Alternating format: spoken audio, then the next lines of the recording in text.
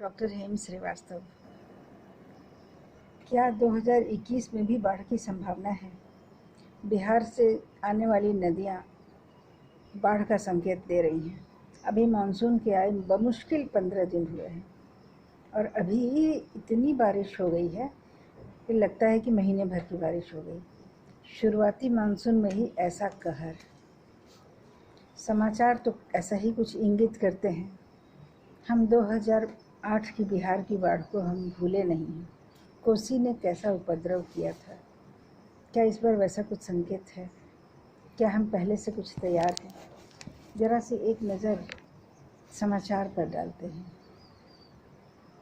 बिहार में गंडक और बूढ़ी गंडक कहर बर्पा कर रही हैं, जबकि बागमती नदी अभी खतरे के निशान से ज़रा सी नीचे है। अब बताइए, शुरुआती मानसून में ही वो खतरे के निशान को छूने को हो गई और कोसी नदी भी खतरे की सीमा रेखा को यानी कि लाल वाले निशान को पार कर गई है और पश्चिमी चंपारण तथा मुजफ्फरपुर के कई क्षेत्रों में बाढ़ के आसार दिखाई देने लगे हैं। लोगों में अफरा तफरी छा गई है और कई जगहों पर सड़कों से संपर्क टूट रहा है पानी के विकराल जमाव के कारण। नेपाल और बिहार के हिस्सों में बहुत भारी बारिश हो रही है। हमने जिन नदियों के नाम लिए अभी, सभी नदियां लगभग नेपाल से बहकर आती हैं और नेपाल काफ़ी ऊंची पहाड़ी का क्षेत्र है। वहाँ से पानी काफ़ी स्पीड में, काफ़ी मोमेंटम के साथ नीचे आता है और नीचे क्या है, बिहार की घाटियाँ हैं। तो बिहार में आकर के जब उसकी गति कम होती है तो फिर पानी रुकता है और बाढ़ की शक्ल को लेता चला जाता है।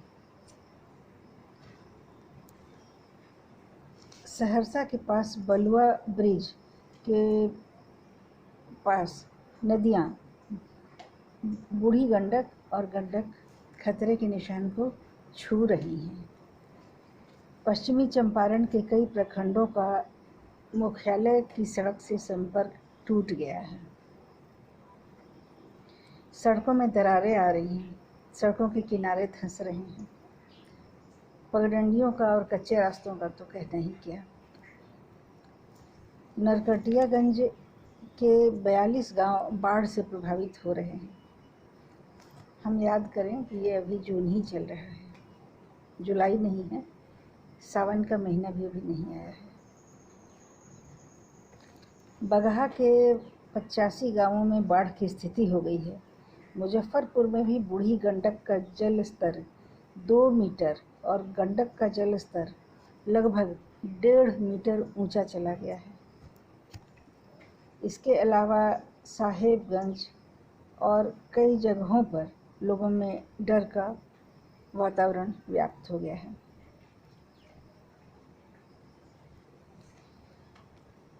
जून में जितनी बारिश होनी थी उतनी तो 15 तारीख तक ही हो गई। यह बताता है कि आने वाले समय में कितनी बारिश होगी।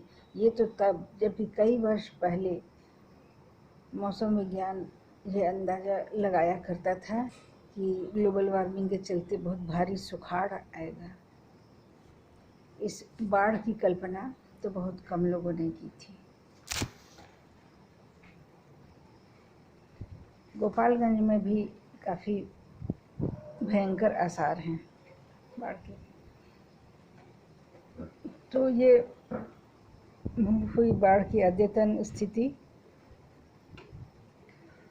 अब ये हम समझ रहे हैं कि ये बाढ़ तब आती है जब बरसात में भारी बारिश वहाँ पर होती है जहाँ की ऊंची पहाड़ियों पर, तराई वाले इलाकों में या नदियों के जो कैचमेंट एरिया है वहाँ पर अगर भारी बारिश हो तो इस प्रकार से प्रकृति बाढ़ की तैयारी कर लेती है।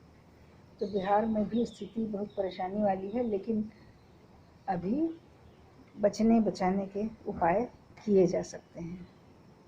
फिर मिलते हैं इसी तरह की खबरों के साथ। जय हिंद, जय भारत।